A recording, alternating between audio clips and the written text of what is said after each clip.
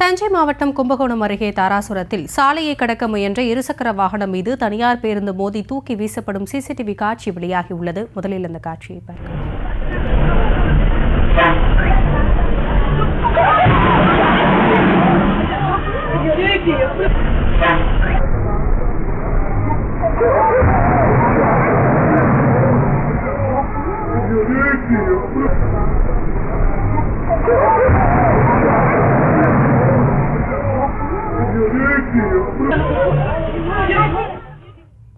இது குறித்த விவரங்களோடு இணைகிறார் நம்முடைய செய்தியாளர் கார்த்திகேயன். விவரங்களை வழங்கலாம். தஞ்சாவூரிலிருந்து கும்பகோணம் நோக்கி தனியார் பேருந்து வந்து கொண்டிருந்தது. இந்த பேருந்தானது தாராசுரம் அருகே வரும்பொழுது எதிரே வந்த இருசக்கர வாகன ஓட்டி திடீரென்று புறவழிச்சாலையில் வாகனத்தை திருப்பிய போது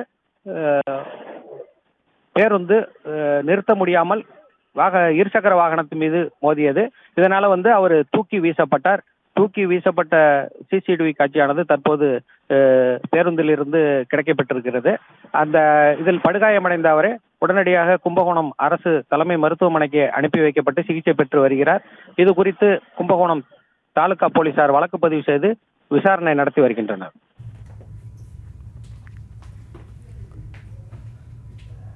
விவரங்களுக்கு நன்றி கார்த்திகேயன்.